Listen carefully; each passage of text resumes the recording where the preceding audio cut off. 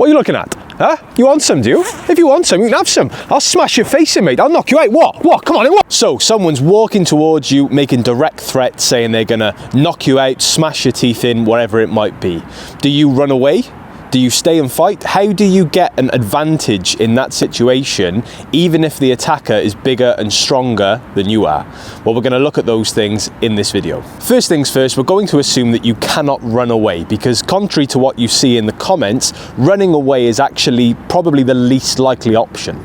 So there are many, many reasons why running away is not going to be suitable for most people most of the time. You might be with your kids, you might be with your girlfriend, you might be walking the dog. Your attacker might be faster and younger than you are. As a matter of fact, they probably will be. The way I see it is we don't have to tell you to run away. If you can run away, you will.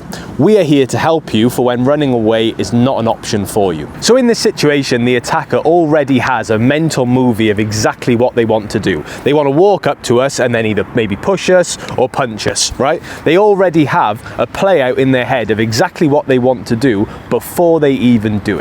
So Raul, you have an exact plan in your head of exactly what you want to do, right? You want to walk up to me and you want to hit me. So show me exactly where you were expecting the attack to start. So walk towards me and show me where you're expecting to hit me. There, right? So you are fully expecting violence to start here, once he's in range to strike me. So in order for us to get the advantage, we need to be literally one step ahead of them, right? So we need to bring violence to them and attack them one step before they are expecting it. So when the attacker is here, he's fully expecting to hit me, correct? Yep. But when you are there, are you expecting an attack to happen? No. No. What are you expecting to do right now? You're expecting to take one more step before you hit me. Exactly.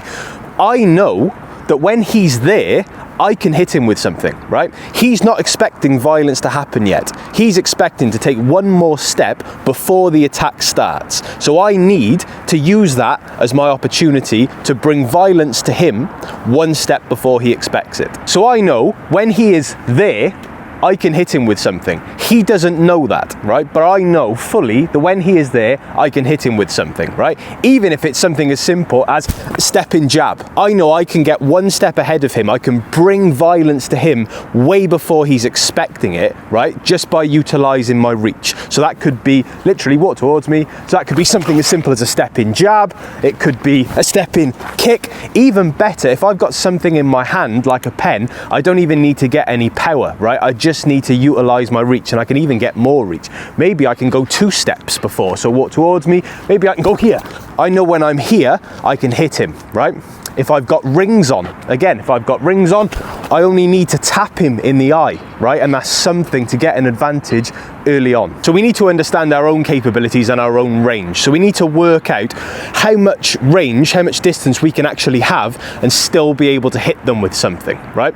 And then I want you to use a landmine analogy. So imagine the attacker is literally stepping on a landmine. So once they are there, they've stepped on a landmine as far as you're concerned, because you know that you can hit them when they are this far away. So as soon as they walk towards you, as soon as they step on that landmine, bang, and you're straight in. I'm a big fan of the Superman punch, guys.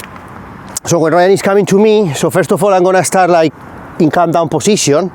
Sometimes could be enough. I mean, sometimes the de-escalation, when you are not matching his aggression, could be enough, okay? But if not, when Ryan is coming to me, I like to boom, Superman punch. Again, the Superman punch you can cover like 2 meters. Yeah. So basically, this hand, you can use it to get the impulse with this leg like this, okay? With this leg like this. It's like some sort of archer, bow and arrow. So he come, so make, boom, and then you can really cover 2 meters, okay? From a passive position to a completely aggressive position in 0.1 seconds.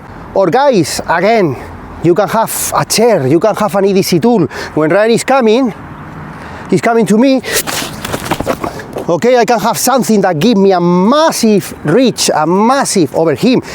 I can even throw like a spear, could be a chair, could be a fucking cone.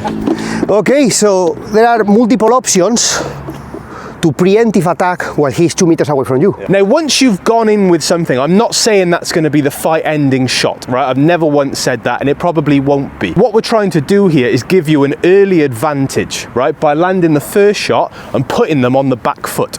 Because once they're on the back foot, their plan, their action that they had in their mind of what they were going to do suddenly isn't the case anymore. And they need to start reorientating and having a new plan all the while you're attacking them, right? So this is going to give you an opportunity to get an early shot in, and then from then on, what you do is down to you and your own training, okay? I can't tell you step by step how to win a fight because all fights are different. We've got videos on different combatives that you can take a look at, and you'll have your own training as well. But this is to give you an early advantage and put them on the back foot.